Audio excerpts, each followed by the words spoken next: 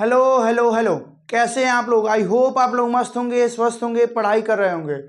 आइए आज देखते हैं हम क्लास 10th के केमिस्ट्री का चैप्टर नंबर 3 धातु और अधातु का पार्ट 3, जिसमें हम देखेंगे धातुओं के निष्कर्षण के बारे में। धातु निष्कर्षण क्या होता है उसके बारे में जानेंगे। तो धातु निष्कर्षण क्या होता है बाबू? तो आप बोल सकते हैं अयस्कों से शुद्ध धातु प्राप्त करने की प्रक्रिया को धातु निष्कर्षण या धातु कर्म कहते हैं। क्या कहते हैं हम? अयस्कों से शुद्ध धातु प्राप्त करने की प्रक्रिया को धातु कर्म या धातु निष्कर्षण कहते हैं। तो आइए आज स्टार्ट कर रहे हैं क्या होता है धातु का निष्कर्षण, उसके बारे में। यानी ये है पार्ट 3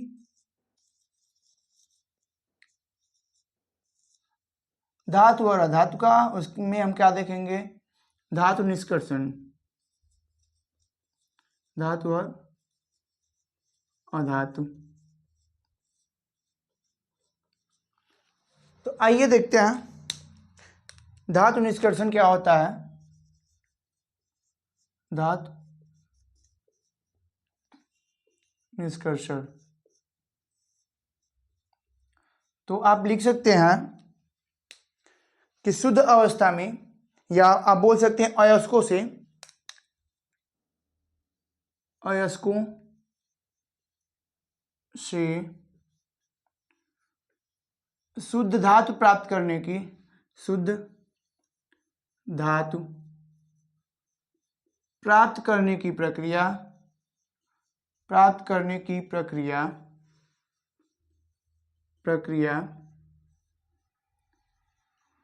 धातु निष्कर्षण, धातु निष्कर्षण या धातु कर्म कहलाता है।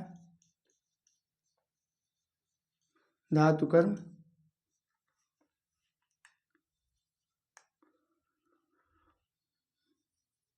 धातु कर्म कहलाता है,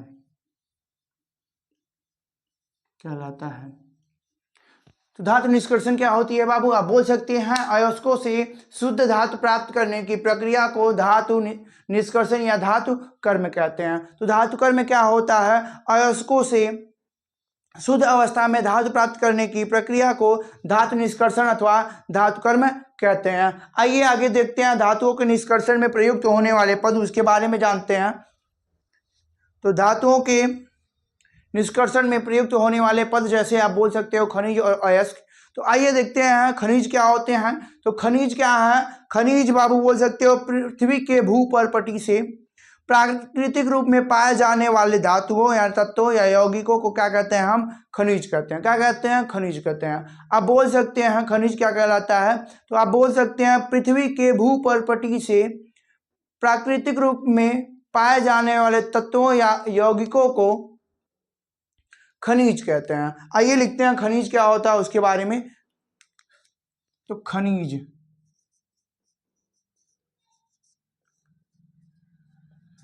क्या है? तो आप लिख सकते हैं खनिज पृथ्वी के भूपर्पटी से प्राकृतिक रूप में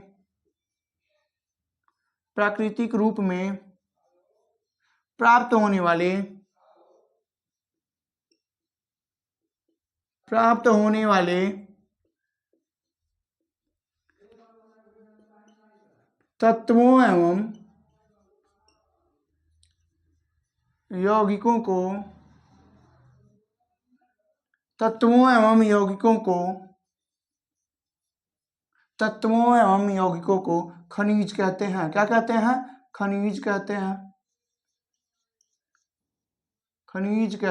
क्या कहते हैं बच्चा? खनिज कहते हैं। तो आप बोल सकते हैं पृथ्वी के भूपर्पटीय से प्राकृतिक रूप में प्राप्त होने वाले तत्वों एवं यौगिकों को खनिज कहते हैं। क्या कहते हैं? खनिज। खनिज किसे कहते हैं? तो आप बोल सकते हैं पृथ्वी के भूपर्पटी से प्राकृतिक रूप में पाए जाने वाले तत्वों एवं यौगिकों को क्या कहते हैं? हम खनिज कहते हैं। जैसे आप बोल सकते हैं, आगे लिख सकते हैं खनिज अशुद्धि के रूप में प्राप्त होते हैं, अशुद्धियों के साथ प्राप्त होते हैं, के साथ प्राप्त होते हैं। कैसे प्राप्त होते हैं? अशुद्धियों के साथ प्राप्त होते हैं। कैसे प्राप्त होते हैं? अशुद्धियों के साथ प्राप्त होते हैं। अशुद्धियों के साथ प्राप्त होते हैं। कैसे प्राप्त होते हैं? अशुद्धियों के साथ। आइए आगे देखते हैं, एग्जाम्पल इसका देख लेते हैं। एग्जाम्पल क्या लिख सकते हैं बाबू? तो आप एग्जाम्पल में लिख सकते हैं, जैसे कि कापर पायराइड। क्या लिख सकते हैं? Copper pyrite, CuFeS।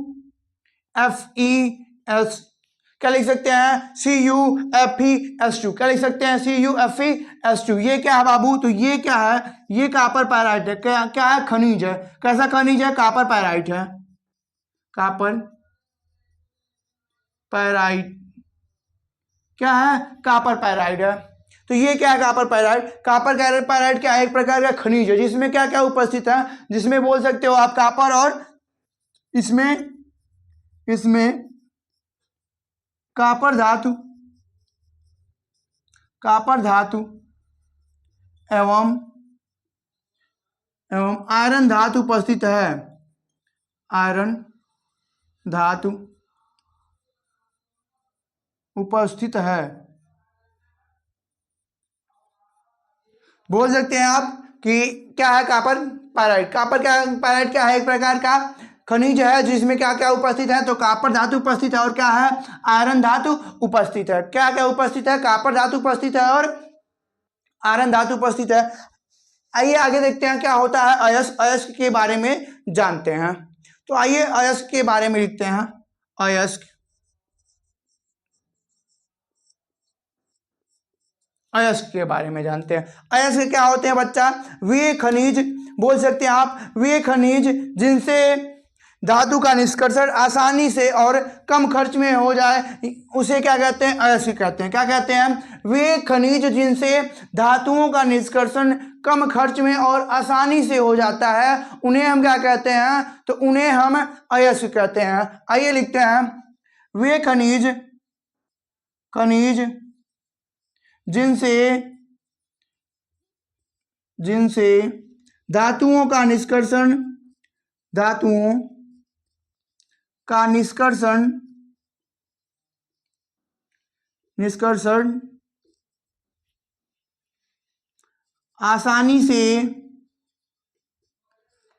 से एवं कम खर्च में हो जाए, एवं कम खर्च में हो जाए, कम खर्च में हो जाए, उसे उसे अयस्क कहते हैं। उसे अयस्क कहते हैं। क्या कहते हैं? तो उसे हम अयस्क कहते हैं। कहते हैं। क्या कहते हैं बच्चा? अयस्क कहते हैं। आइए एग्जाम्पल लिख लेते हैं। एग्जाम्पल एक तो जैसे आप लिखे हुए कापर पायराइट, CuFeS2। ये क्या है? ये है कापर पायराइट। क्या है? Copper pyrite. दूसरा लिख सकते हैं, यानी आप लिख सकते हैं बाबू क्यूपराइट। क्या लिख सकते हैं? क्यूपराइट। क्यूपराइट में आप क्या लिख सकते हैं?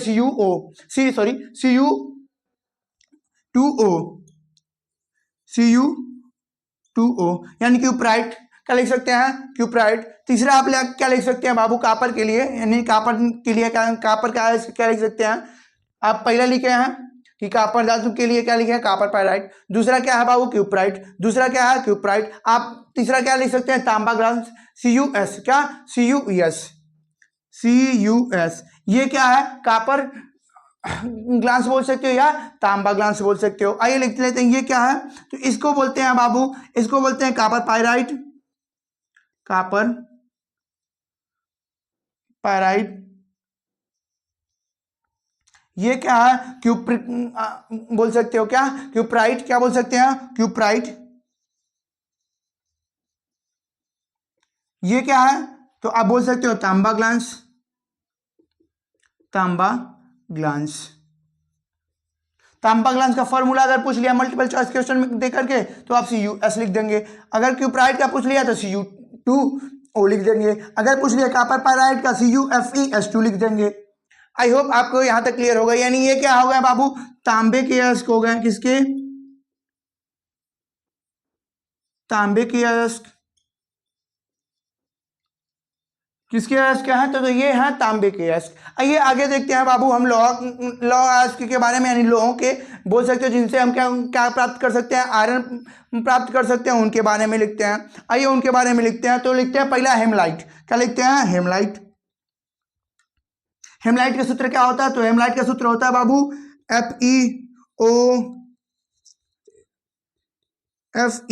क्या होता है हेमलाइट का सूत्र? Fe2O3.2H2O।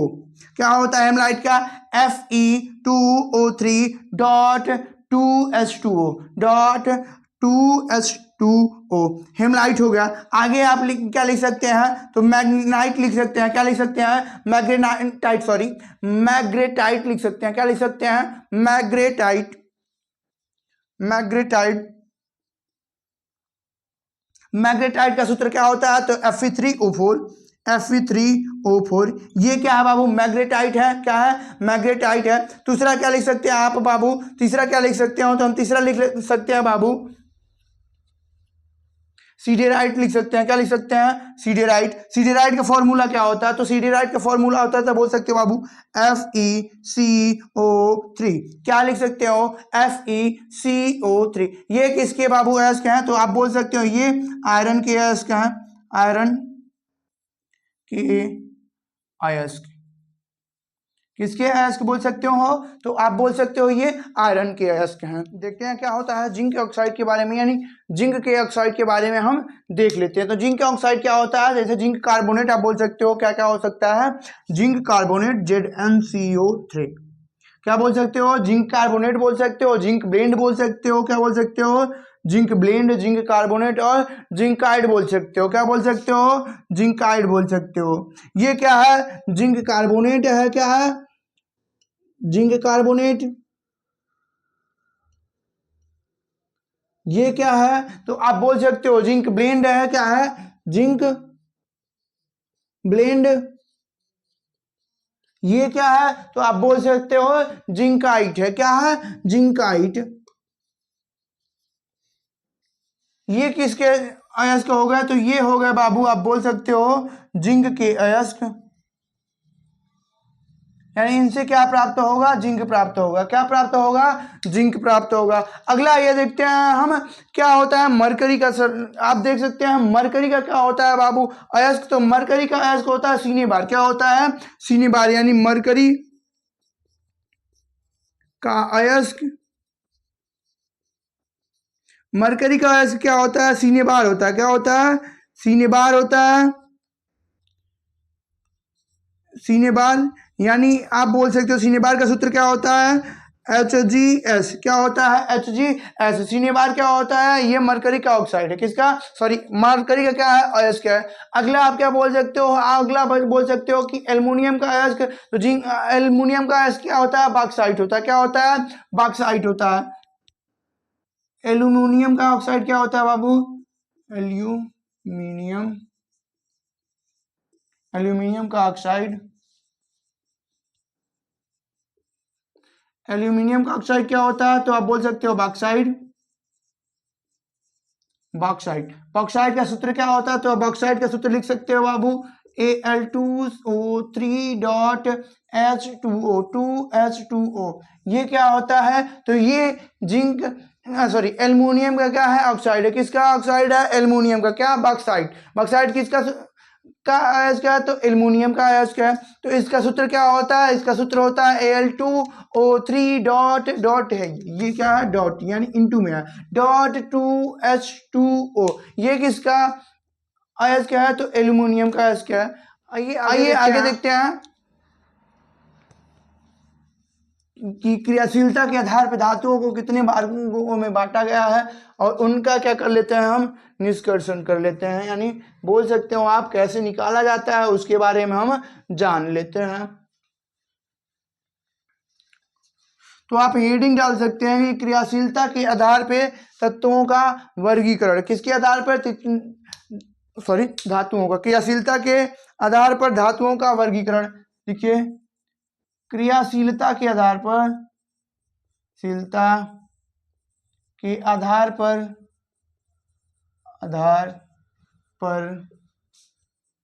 धातुओं का धातुओं का वर्गीकरण।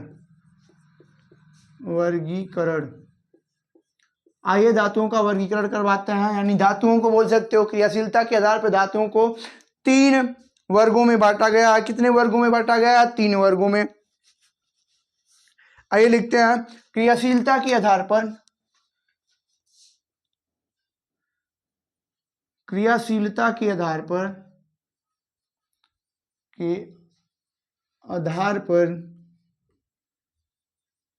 धातुओं को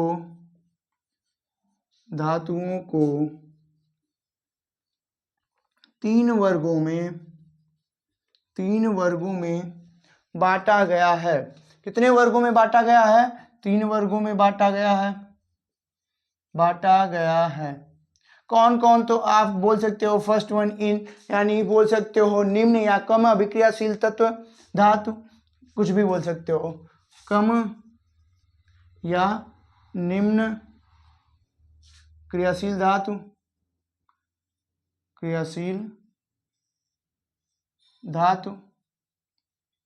दूसरा क्या बोल सकते हो बाबू? दूसरा हम बोल सकते हो मध्यम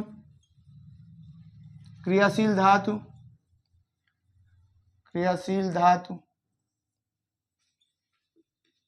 तीसरा क्या लिख सकते हैं? तीसरा हम लिख सकते हैं अधिक क्रियाशील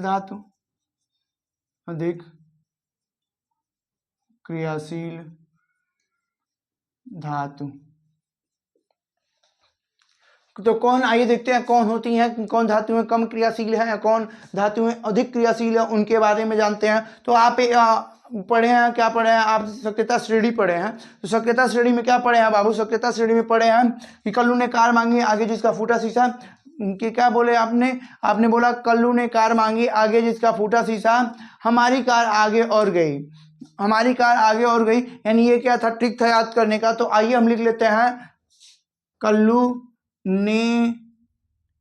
ने क्या मांगी थी? कार मांगी थी। कार मांगी, आगे जिसका फूटा शीशा, क्या लिखा था? जिसका फूटा शीशा। शीशा से क्या आप बोल सकते हो कि लीड है। क्या है? लीड है, शीशा। और क्या था? फूटा शीशा, ठीक है। और क्या लिखे थे? हमारी कार आगे और गई। तो आइए इनमें देख लेते हैं कौन है बाबू सब। ये क्या है? ये तत्व जो 4 तत्व दिख रहे हैं, ये क्या है बाबू? अधिक क्रियाशील तत्व है या धातु है? अधिक क्रियाशील धातु। ये क्या है बाबू? तो ये बोल सकते हो आप मध्यम क्रियाशील धातु हैं। कैसी धातु हैं? मध्यम क्रियाशील धातु हैं। मध्यम क्रियाशील धातु।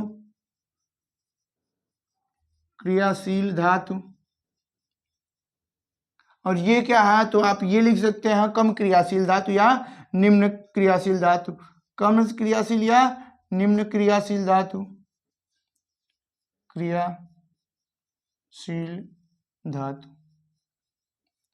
ये क्या है? तो ये क्या है बाबू? अधिक क्रियाशील धातु है। ये मध्यम क्रियाशील धातु है। और ये धातुएं क्या होती हैं? तो वो धातुएं क्या है बाबू? जैसे हाइड्रोजन, कॉपर, सिल्वर और गोल्ड, ये सभी क्या है? तो ये सभी हैं कम या निम्न अभिक्रियाशील धातु है। आइए आगे देखते हैं बाबू कि सक्रियता श्रेणी में ऊपर आने वाले धातुओं, नीचे आने वाले धातु और बीच में आने वाले धातुओं का निष्कर्षण कैसे होता है। तो आइए फर्स्ट हेडिंग डालते हैं हम। सक्रियता श्रेणी में सबसे नीचे आने वाली धातुओं का निष्कर्षण। क्या लिख सकते हैं आप लिख सकते हैं सक्रियता श्रेणी में, हेडिंग डालिए, सक्रियता श्रेणी में सबसे नीचे आने वाली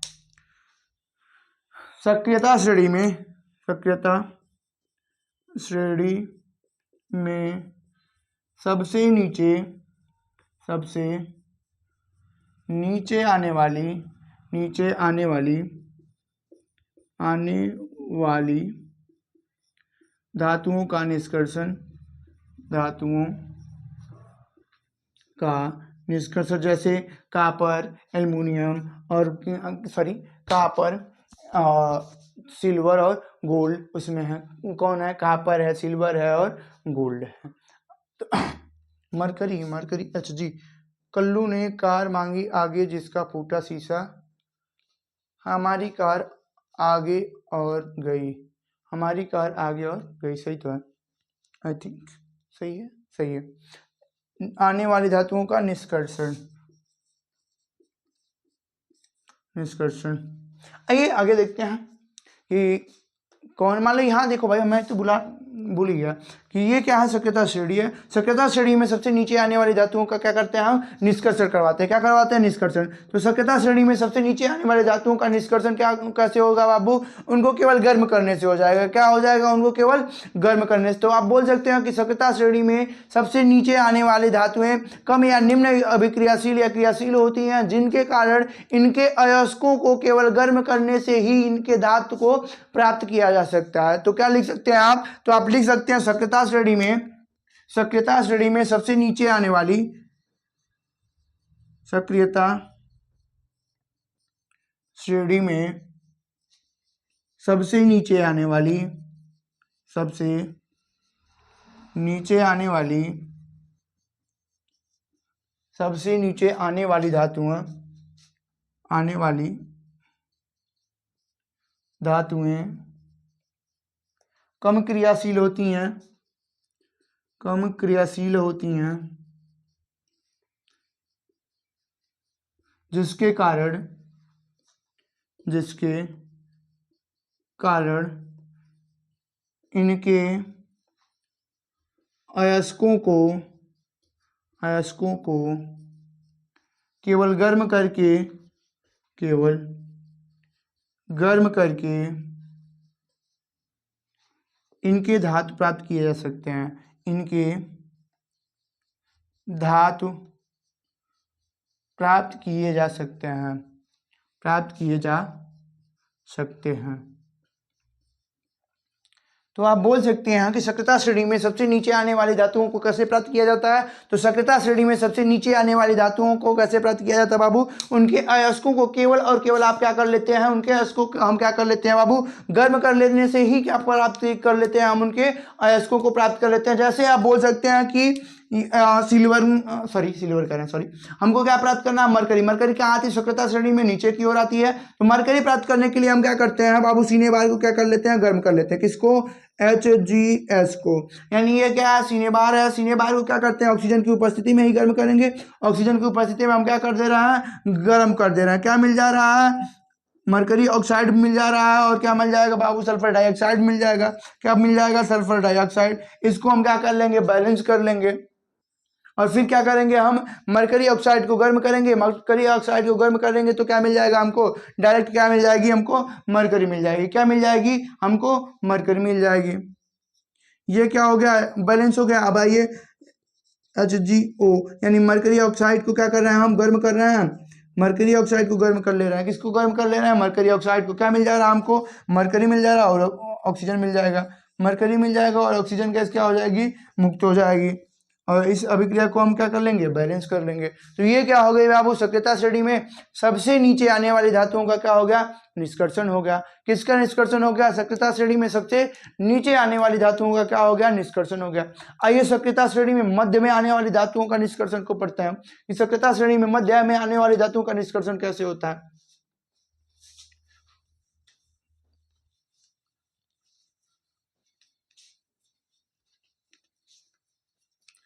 तो सक्रियता श्रेणी में मध्य में आने वाली धातुओं का निष्कर्षण कैसे होता है बाबू, वर्जन और निस्तापन के द्वारा। कैसे किया जाता है, वर्जन और निस्तापन के द्वारा। आइए आगे देखते हैं कि सक्रियता श्रेणी में मध्य में आने वाली धातुओं का निष्कर्षण। अगला पॉइंट क्या है, सक्रियता श्रेणी में, सक्रियता श्रेणी में मध्य में आने वाली, मध्य में आने वाली धातुओं का निष्कर्षण, धातुओं का निष्कर्षण। किसका निष्कर्षण, सक्रियता श्रेणी में मध्य में आने वाली धातुओं का निष्कर्षण। आइए सक्रियता श्रेणी में मध्य में आने वाली धातुओं के निष्कर्षण के बारे में जानते हैं, उसको पढ़ते हैं हम।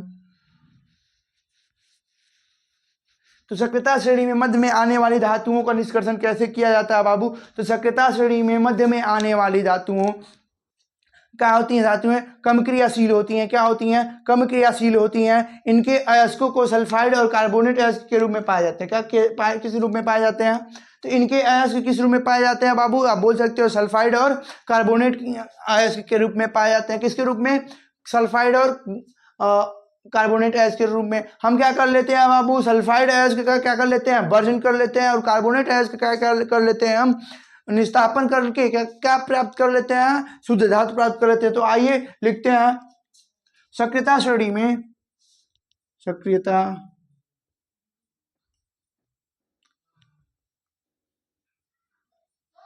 श्रेणी में मध्य में आने वाली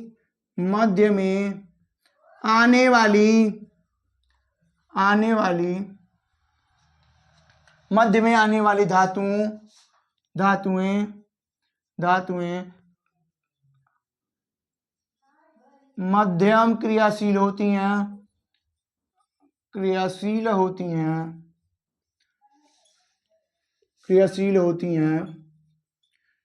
इनके अयस्क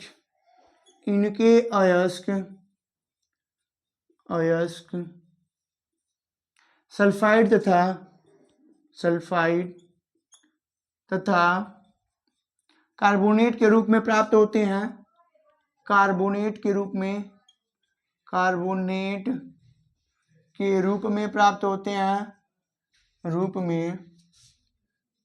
प्राप्त होते हैं,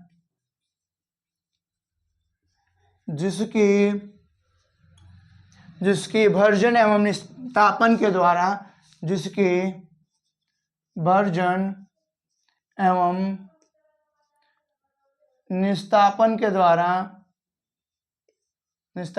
द्वारा इन धातुओं को प्राप्त किया जाता है। इन धातुओं को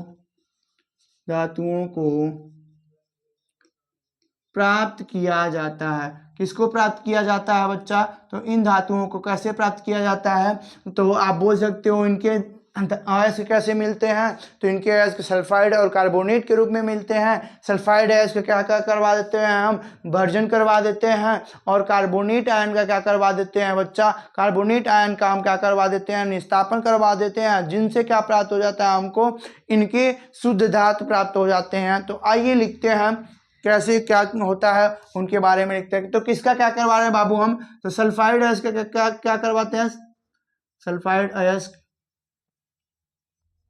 सल्फाइड अयस्क क्या करवाते हैं? हम वर्जन करवाते हैं। क्या करवाते हैं? वर्जन करवाते हैं। दूसरा हम क्या है बाबू? दूसरा है बाबू कार्बोनेट अयस्क। कार्बोनेट अयस्क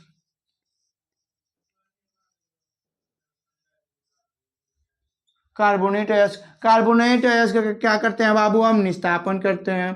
क्या करते हैं? निस्तापन करते हैं। कार्बोनेट अयस्क का क्या करते हैं बच्चा? हम कार्बोनेट अयस्क का निस्तापन करते हैं। मान लीजिए सल्फाइड अयस्क से क्या प्राप्त होगा? तो धातुएं जो प्राप्त होंगी उनको क्या करवाना पड़ेगा हमको? वर्जन करवाना पड़ेगा। क्या करवाना पड़ेगा? वर्जन करवाना पड़ेगा। आइए लिखते हैं वर्जन में देखते हैं कि इनसे क्या प्राप्त होता है। आइए सल्फाइड अयस्क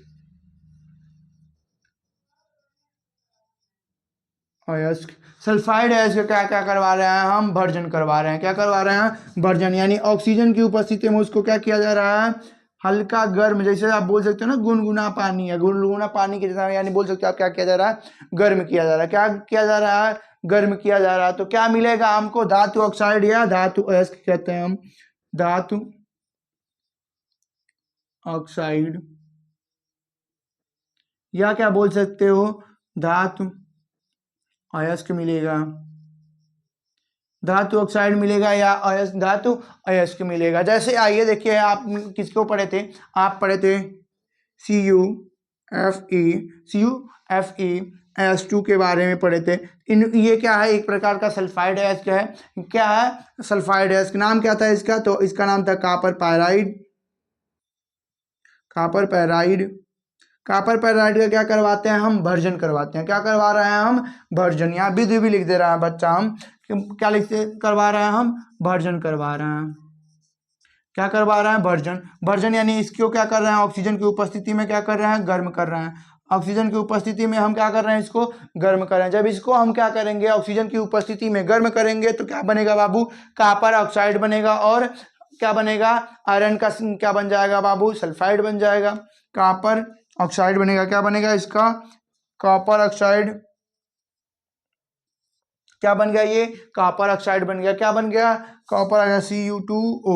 कॉपर ऑक्साइड के साथ साथ क्या बन जाएगा बाबू, कॉपर ऑक्साइड के साथ साथ क्या बन जाएगा, आयरन सल्फाइड बन जाएगा। क्या बन जाएगा, आयरन सल्फाइड। और सल्फर डाइऑक्साइड गैस क्या हो जाएगी, मुक्त हो जाएगी, बोल सकते हो आप, बन जाएगी। तो ये क्या हो गया बाबू, इसको क्या कह दिया आपने, इसको आपने कह दिया बाबू कॉपर ऑक्साइड, कॉपर ऑक्साइड। इसको क्या कहा आपने, तो इसको आप बोले हैं आयरन सल्फाइड,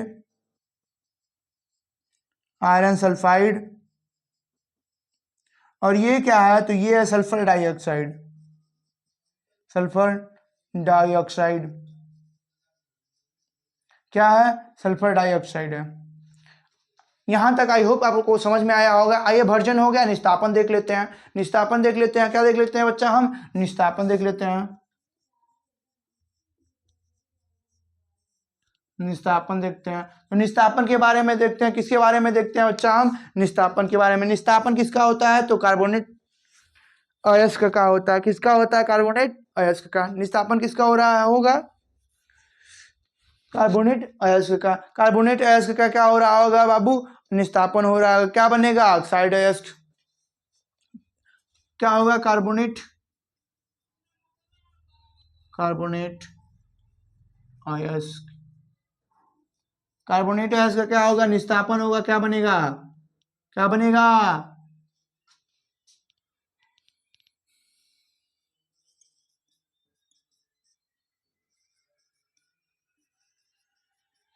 क्या बनेगा, धातु ऑक्साइड बनेगा। क्या बनेगा, धातु ऑक्साइड बनेगा। क्या बनेगा बाबू, धातु ऑक्साइड बनेगा। या धातु ऑक्साइड का क्या बोल सकते हो, अयस्क, अयस्क ऑक्साइड बनेगा। क्या बनेगा, अयस्क ऑक्साइड बनेगा। क्या बनेगा, अयस्क ऑक्साइड। आइए देख लेते हैं, तो आप किसका करवा दीजिए, जिंक कार्बोनेट का। क्या करवा रहे हैं हम, जिंक कार्बोनेट का क्या करवा रहे हैं बच्चा, निस्तापन करवा रहे हैं। क्या करवा रहे हैं, निस्तापन किसका, जिंक कार्बोनेट का। जिंक कार्बोनेट का क्या करवा रहे हैं हम, निस्तापन करवा रहे हैं। तो क्या बनेगा, तो बनेगा बाबू जिंक ऑक्साइड। और क्या बन जाएगा, बाकी के साथ साथ ये क्या बन गया, जिंक ऑक्साइड। जिंक ऑक्साइड के साथ क्या बन जाएगा, जिंक ऑक्साइड के साथ क्या बन जाएगा बाबू,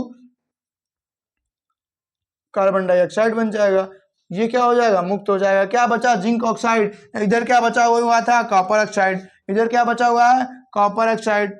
इधर क्या बचा हुआ है, जिंक ऑक्साइड। तो इनका कॉपर ऑक्साइड और जिंक ऑक्साइड का क्या करवा देंगे बाबू, तो इसको बाद हम क्या करवा देंगे बाबू, अपचयन करवा देंगे। यानी ऑक्सीजन को क्या कर देंगे, दूर कर देंगे। हमको क्या प्राप्त हो जाएगा, तो हमको क्या प्राप्त हो जाएगा, शुद्ध धातु। यानी आप लिख सकते हैं अतः, अतः, अतः, अतः,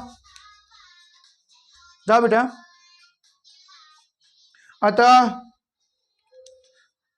अतः कॉपर ऑक्साइड तथा जिंक ऑक्साइड, जिंक ऑक्साइड का अपचयन कराने के फलस्वरूप, अपचयन कराने के, अपचयन कराने से शुद्ध धातु, शुद्ध धातु,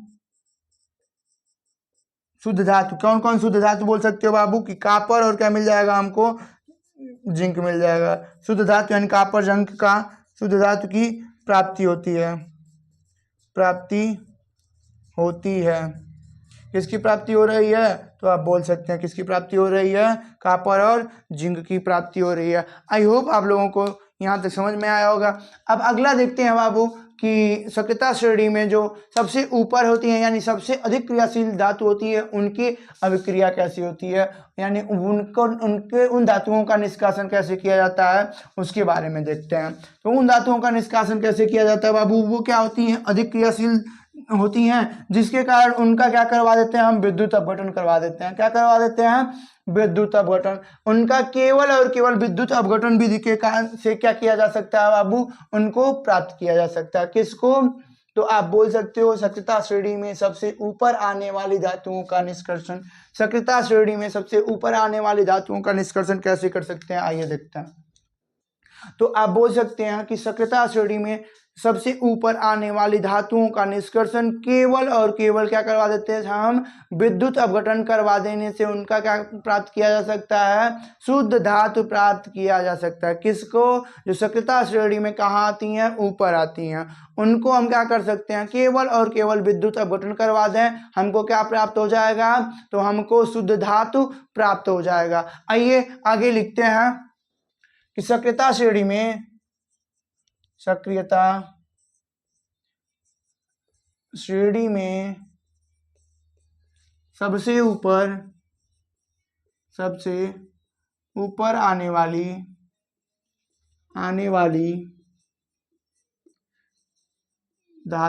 का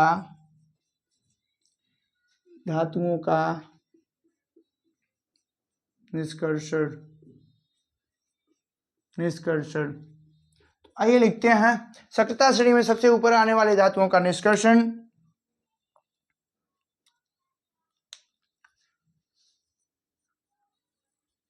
सक्रियता श्रेणी में सबसे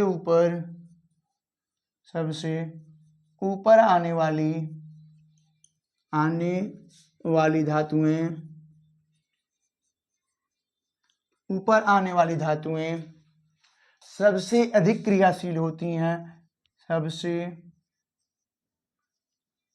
अधिक क्रियाशील होती हैं, अधिक क्रियाशील होती हैं। क्या होती हैं बच्चा, सबसे अधिक क्रियाशील होती हैं, जिनको विद्युत अपघटन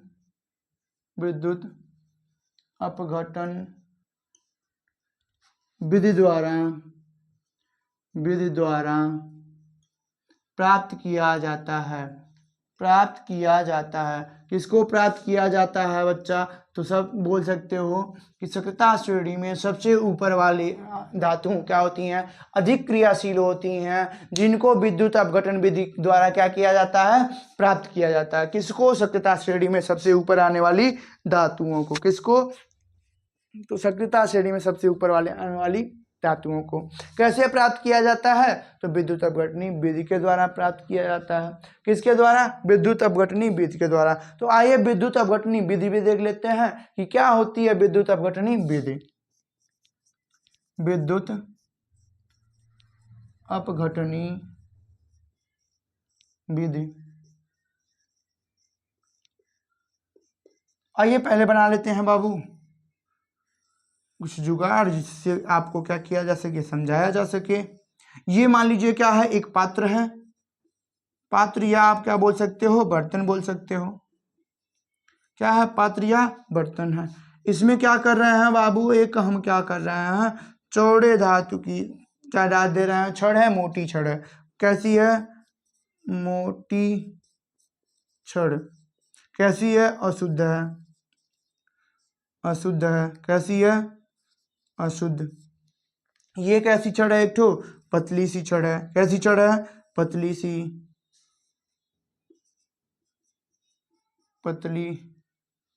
छड़। कैसी है बाबू, शुद्ध धातु की। कैसी है, शुद्ध धातु की। कैसी है, शुद्ध धातु की। अब क्या किया जाता है, इनको हम क्या कर देते हैं बाबू, इलेक्ट्रिसिटी से क्या कर ले रहे हैं, जोड़ ले रहे हैं। आइए क्या कर लिया जाए, इनको जोड़ लिया जाए। किससे, विद्युत से, ताकि इनको क्या किया जा सकता है बाबू, इनका विद्युत अपघटन किया जा सके। क्या किया जा सके, विद्युत अपघटन किया जा सके। ये क्या हो गया जाएंगे, यानी ये क्या हो जाएंगे, धनायन बनाएंगे।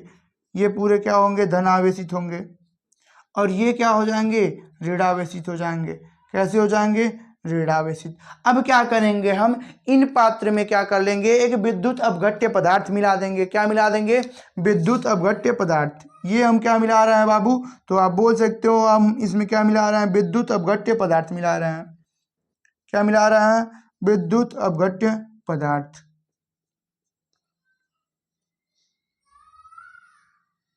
विद्युत अपघट्य पदार्थ यानी जिस धातु को हमको क्या करना है, प्राप्त करना है, उसी धातु का क्या है, ये लवण विलयन है। क्या है, जिस धातु को मान लीजिए हमको क्या करना है, प्राप्त करवाना हो, मान लीजिए हम क्या करते हैं, कापर का परीक्षण कर रहे हैं। किसका परीक्षण कर रहे हैं, या शोधन कर रहे हैं, कापर का।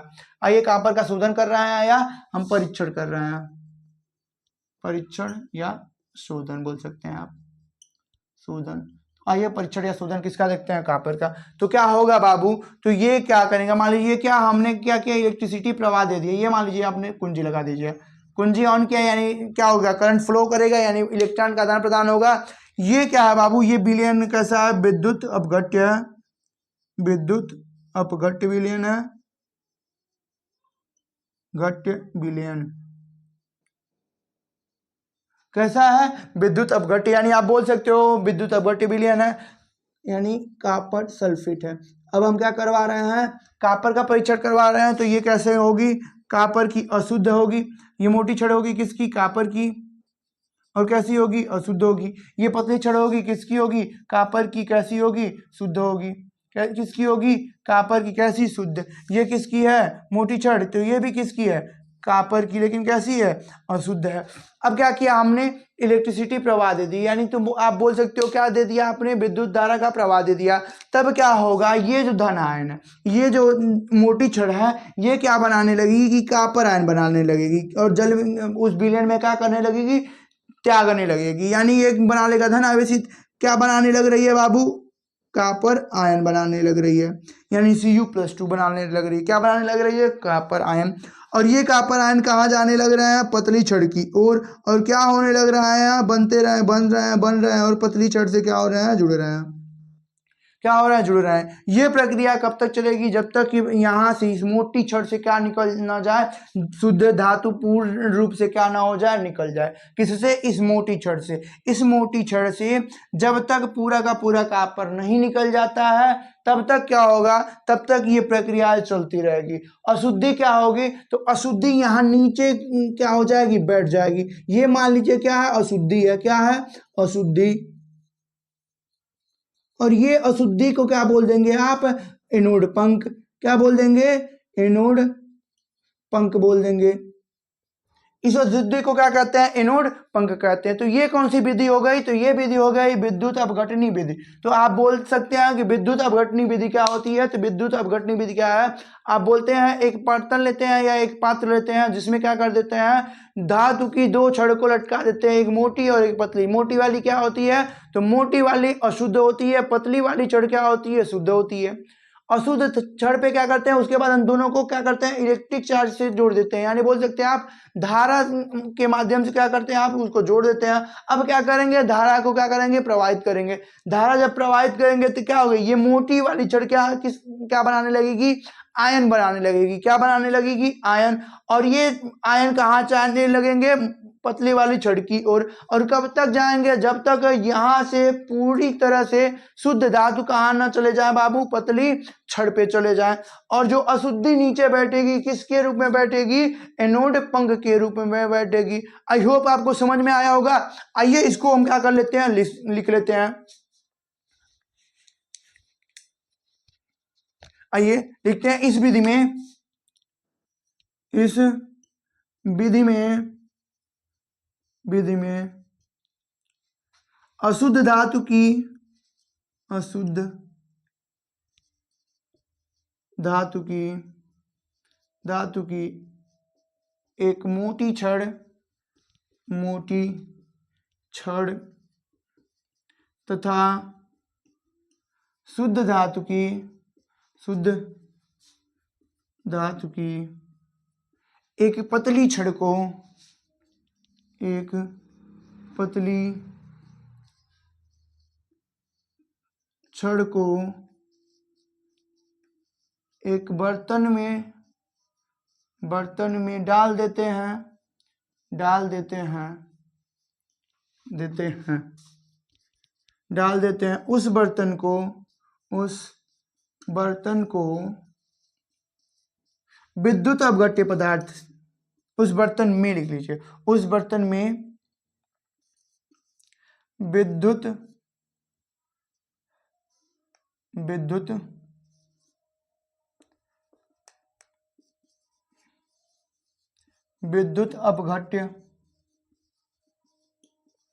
अपघट्य उस बर्तन में विद्युत अपघट्य पदार्थ भर देते हैं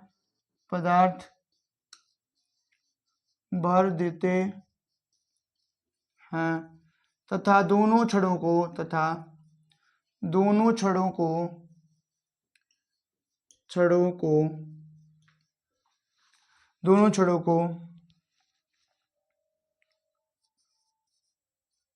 करंट यानी आप बोल सकते हो बैटरी की सहायता से जोड़ देते हैं, बैटरी की सहायता से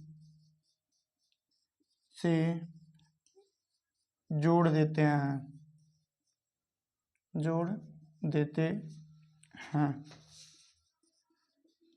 अब जब लिखिए, जब धारा का प्रवाह करते हैं,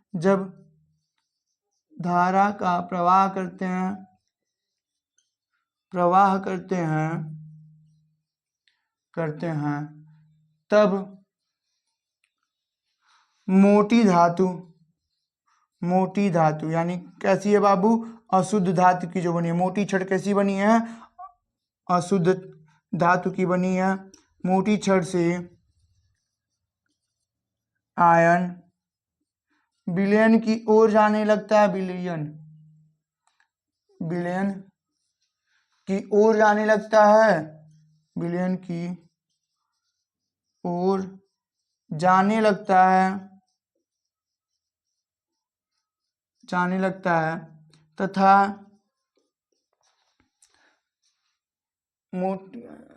छड़ से आयन विलयन की ओर जाने लगता है तथा विलयन से आयन पतली छड़ पर चिपक जाता है। क्या हो रहा है, चिपक जाता है। और यह प्रक्रिया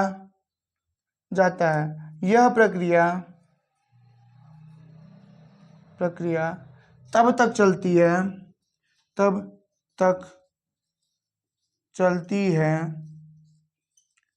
जब तक मोटी छड़ से शुद्ध धातु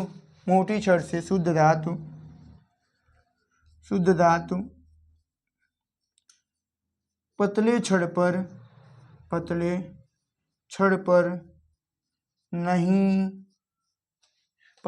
पर नहीं चल जाता तथा अशुद्धियां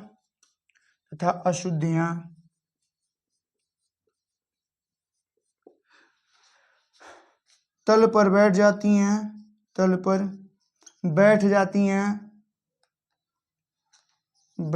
हैं जिन्हें एनोड पंख कहते हैं।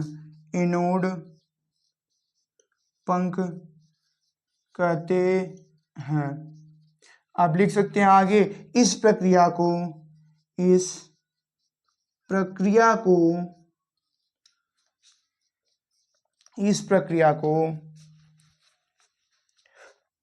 विद्युत अपघटनी विधि कहते हैं। या इस विधि को लिखिए, इस विधि को विद्युत अपघटनी विधि कहते हैं। विद्युत अपघटनी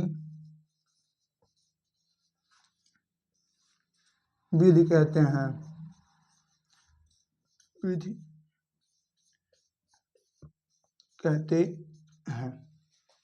तो क्या होती है बाबू विद्युत अपघटनी विधि, ये आपका डेफिनेशन है।